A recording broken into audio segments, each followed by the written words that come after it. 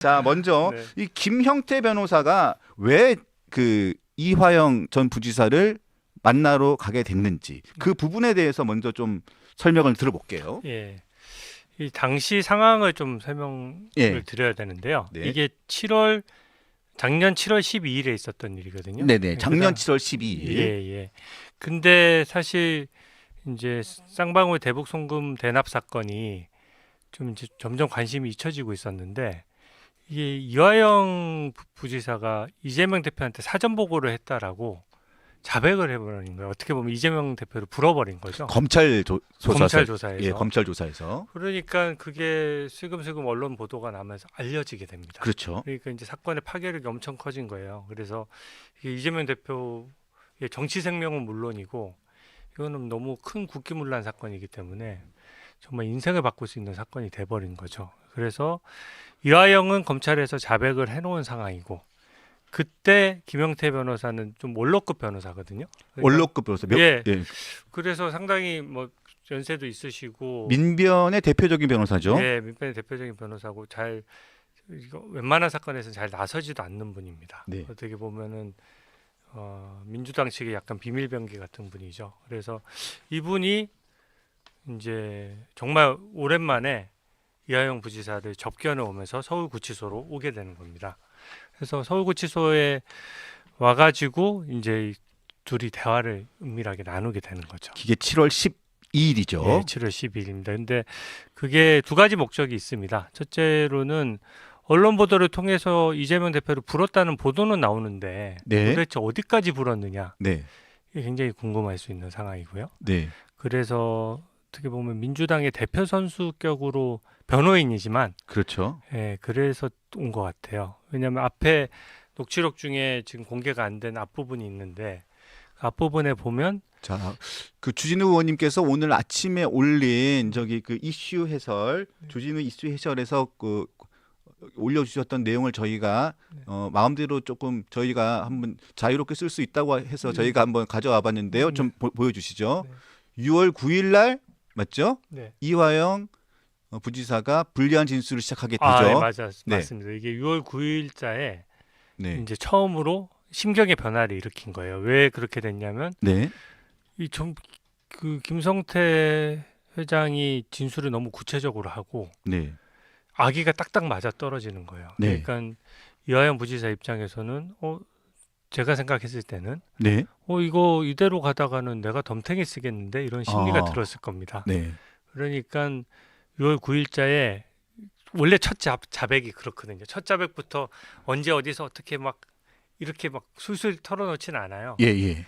그러니까 검사 앞에서 조심스럽게 얘기를 한 거죠. 사실은 이 대북 송금 이재명 지사와 좀 관련이 있습니다. 이런 식으로 이제 자백의 포문을 열게 된 겁니다. 예, 예, 네. 예. 그래서 그 부분을 자백하니까 이제 검사 입장에서 당연히 수사를 해야 되겠죠. 그래서 변호인이 입회한 상태에서 그럼 어떻게 관련되어 있는 것이냐라는 부분에 대한 조사를 6월 30일까지 이제 순차적으로 계속 받아 나가는 거죠. 그 과정에서 조서도 작성되고 조서에 이화영 그 당시 피의자는 물론이고 네. 당시 입회했던 변호사들이 서명 날인을 하면서 그렇죠. 그게 예. 설주환 변호사하고 예. 이한희 변호사인가? 예, 그렇죠. 예. 두 분. 그 두 분이 계시면서 어쨌든 좀 이재명 대표 입장에서는 엄청 불리하게. 불리한 증거가 생성이 된 거예요. 네. 그래서 그 상황에서 6월 30일까지 이제 진술까지 맞춰놓고 네. 이화영 그 피고인 당시 이제 또 재판을 받고 있었으니까 이제 재판을 계속 그냥 쭉 이어가면서 자기가 진술한 대로 이재명 대표한테 대북 송금과 쌍방울에서 대납했던 사실을 다 미리미리 보고했다. 요거를 법정에서도 이제 얘기하기 직전인 거예요. 이게 6월 30일에 그런 진술을 검찰에다 정확하게 조금 진전되게 하게 되는 거죠. 6월 30일 날 쌍방울이 대북 송금을 대납했고 그리고 이재명 전 지사에게도 내가 보고했다. 네. 예. 네.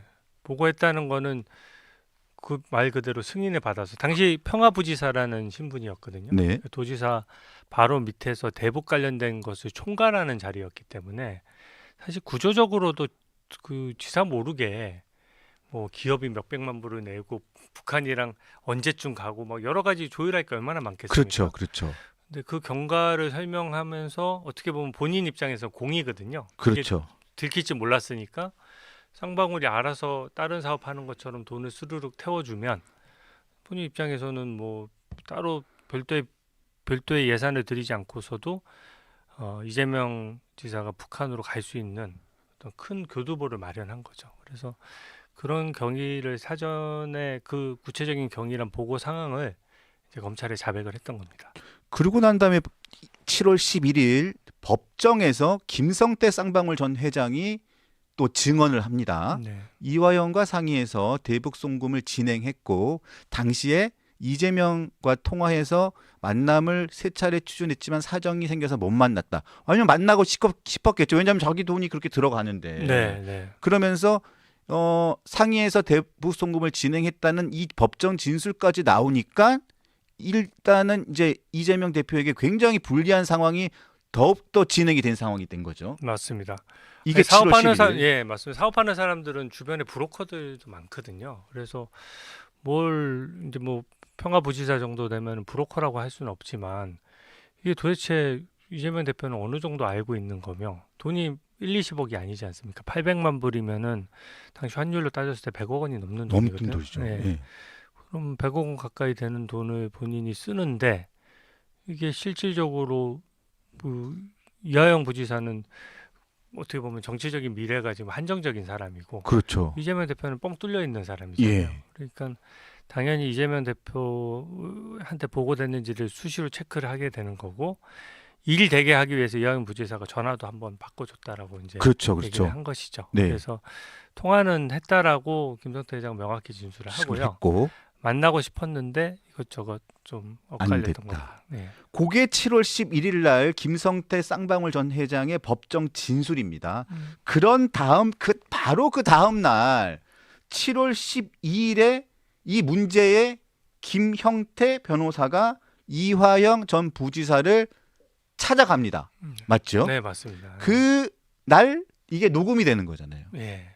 근데 녹음을 한 것이죠. 네, 김영태 녹음을 한 변호사가. 것이죠. 네. 그날 이게 왜 찾아갔느냐? 네. 그 김성태 회장이 이제 이재명 대표는 통화했다 뭐 이런 등등을 이제 팩트를 가지고 법정에서 이제 쭉 증언을 해버리니까 보도가 많이 났어요. 네. 그러니까 법정은 이제 공개돼 있으니까 김성태 회장의 증언이 어떻게 보면 대북에 송금하고 몇백만 불이 갔다는 것의 실체를 인정하는 증언이지 않습니까? 네. 관심도가 고조되니까 이제 민주당 뭐 이재명 대표 입장에서는 굉장히 급한 상황이 된 거죠. 그렇죠. 그래서 김영태 변호사가 바로 다음 날 찾아간 것으로 저는 생각하고 있습니다. 네. 네. 그러고 난 다음에 또 우리가 눈여겨봐야 될 게 7월 12일 날 김영태 변호사가 접견을 하고 이화영 전 부지사를 접견을 하고 7월 13일에 당시 박찬대 민주당 최고위원 이재명 대표의 최측근이었다고 지금도 최측근이죠. 네. 박찬대 최고위원이 갑자기 네. 이화영 씨의 최측근인 모 인사를 만나서 네. 그 사람의 전화기를 통해서 이화영 전 부지사의 부인과 통화를 하고 일종의 SOS를 친 것이죠. 보니까 이화영 부지사보다 어떻게 보면 그 배우자가 훨씬 더 좀 민주당 강성 지지층인 것 같아요. 그래서 뭐 본인의 판단이 있었겠지만 이화영 이게 투트랙으로 간 겁니다.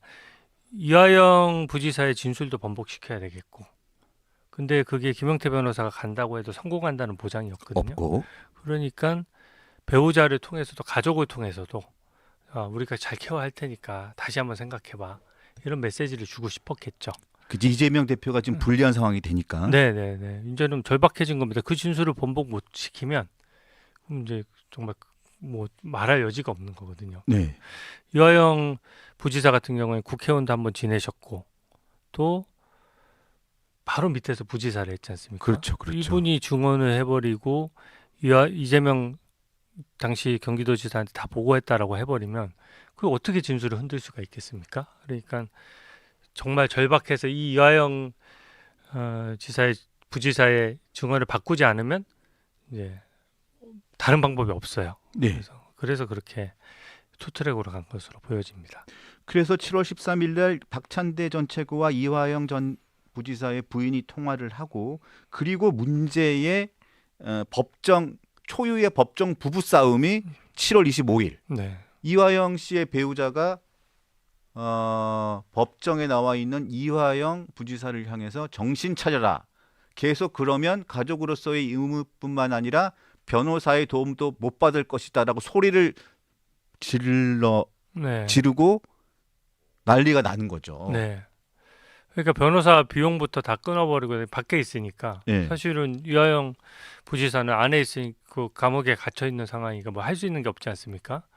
배우자의 도움이 절대적인데 거기서 공개적으로 고함을 지르는 거죠. 그래서 이거를 완전히 재판을 어떻게 보면 깽판을 나서 예. 그 재판 때 제대로 이제 진행이 안 됐어요. 그래서 그때 이제 경고를 한 거죠. 예. 거의 뭐 우리 인연 끊을 수도 있고 변호사 케어도 못 받게 할 수 있다. 거의 반협박에 가까운 부부 싸움을 하게 된 겁니다. 그러고 난 다음에 보니까 그다음에 그러고 난 다음에 이화영 대표는 이화영 부지사는 그때만 해도 제가 보기에는 뭐 네. 진술을 뭐 바꿀 거라도 바꿀 생각이 그렇게 크게 없었던 것 같은데. 네, 맞습니다. 그런 다음에 김영태 변호사가 또 이상한 짓을 해요. 네.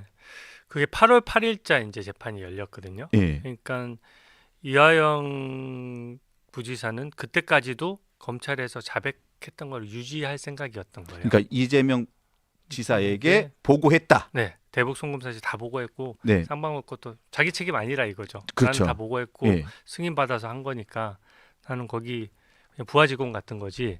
이걸 주도한 건 이재명이다. 이렇게 제대로 얘기를 한 건데 그러고 나서 그걸 계속 유지를 할 생각이었어요. 그러면 당연히 책임이 감경되겠죠. 그렇죠. 이번에 이화영 딱 제가 대북 송금 사건을 봤을 때 이거는 최소 징역 10년 이상짜리다 이렇게 생각을 했었거든요. 네. 실제 선고되는 양을 기준으로. 네. 예. 근데 9년 6개월이 나왔어요. 예. 9년 6개월 나왔죠. 거의 원탑 주범인 것처럼 나온 거예요. 예. 그러니까 원탑 주범보다 약간 못하게 나온 예. 거죠. 예. 그러니까 사실은 그게 이재명 대표가 위에 있고 그 밑에서 지시받아서 한 거면은 네. 형량이 반보다도 더 떨어질 수도 있거든요. 네. 네. 5년 이하가 될 수도 있는 건인데 이거를 본인이 총대를 매다 보니까 9년 6월이나 받은 거거든요. 그러니까 얼마 전에 보도 보셨죠? 그때 방송하신 거 저도 봤는데 대속이라는 표현을 쓰잖아요. 예. 대속이요. 예.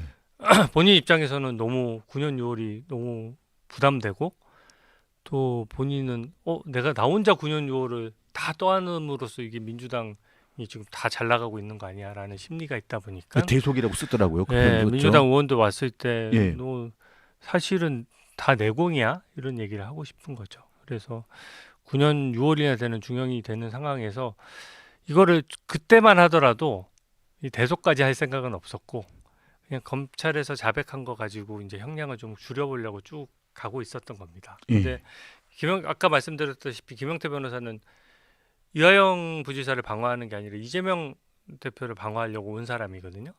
그러다 보니까 법정에서 변호사로서는 말도 안 되는 일을 해요.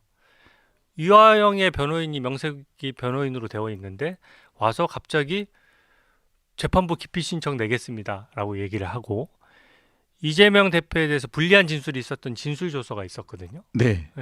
그거 저희 증거 부동의하겠습니다. 그 말은 무슨 얘기냐면 이때까지 이화영이 실컷 이재명에 대해서 다 불고 조서까지 만들어서 검찰에 선처를 바라고 있는 상황에서 이 증거 인정 못한다는 거를 공개적인 재판에서 얘기를 한 거예요.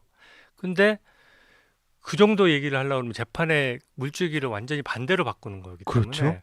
의뢰인하고 충분히 협의가 돼야 돼요. 그렇죠. 근데 이화영은 그렇게 협의한 적이 없거든요. 그렇죠. 그 자리에서 완전 황당하게 본 겁니다. 김영태 변호사를. 아니 저는 재판부 기피 신청하려고 한 적도 없고 증거 부동의라니요. 나 이거는 이 변호인은 내 의사랑 다르게 하고 있다. 법정에서 초유의 사태예요, 사실. 자기 의뢰인이고 자기 변호사인데 거기서 의뢰인과 변호사 간에 또 공방이 생긴 거죠. 저는 엄청난 변호사로서의 윤리 의무 위반이고 이화영 부지사한테는 굉장히 잔인한 짓이라고 생각하거든요. 네. 이게 엄청난 사법 리스크가 있는 거를 그냥 자백했다가 변호사가 나가서 갑자기 자백 아닌데요 하고 사건을 확 틀려고 하다 보니까 유아영 부주의자 입장에서는 당시만 하더라도 이게 뭐지 싶었던 겁니다. 그래서 나 그렇게 안 했다라고 막 얘기를 하니까 김영태 변호사가 머쓱해질 거 아닙니까? 그 재판에서도 깽판을 치고 나가버렸어요. 김영태 변호사. 네, 고함 치고 뭐 해서 난리 치고 나간 다음에 이 어쩔 수 없이 사임을 하게 됩니다. 아, 네, 그러니까 당연하죠. 이화영과 김영태 간의 신뢰관계가 완전히 깨져버린 거잖아요. 그러니까 더 이상 유지를 할 수 없으니까 그냥 그날 하루 깽판 치고 재판 한번 미루고 그 이하영 지사의 진술을 한번 흔드는 걸로 만족하고 이제 그때부터는 빠지게 된 것이죠. 그러니까 이 변호인이라는 게 의뢰인의 이익을 위해서 일을 해야 되는 사람인데 네, 네. 의뢰인과의 어떤 상의도 없이 의뢰인에게 유리하거나 의뢰인을 도와줘야 될 증인, 증언을 상의도 없이 그거 아니에요 네. 라고 하고 재판부도 우리 재판부 이 재판부하고 재판 못 받겠습니다 라고 한 거잖아요. 그런 거죠. 이재명 대표의 이익을 위해서인 거잖아요. 네, 그렇게 당연히 해석될 수밖에 없는 게 그게 아니면 왜 이화영 몰래 녹음을 하며 이화영과 협의되지 않은 내용을 가지고 왜 변론을 합니까? 이게 그 정상적인 변호사의 변호 활동으로는 도저히 설명이 안 되는 장면이거든요. 네. 그리고 물론 어떤 내용을 자백한다고 무조건 좋다고 단정할 수도 없고 변호사는 다툴 권리는 있습니다. 근데 그게 의뢰인의 의사랑 맞아떨어지고 의뢰인한테 설명해서 동의를 받아서 하는 것이지 어떻게 의뢰인의 생각을 벗어나서 아니면 설명을 해주든지 자기 마음대로 변론할 수 있습니까? 그런 변호사는 없어요. 네. 그래서 이거는 그래서 제가 자신 있게 얘기하는 겁니다. 이거는 이화영의 변호사가 아니다. 이재명의 변호사다. 이런 거죠.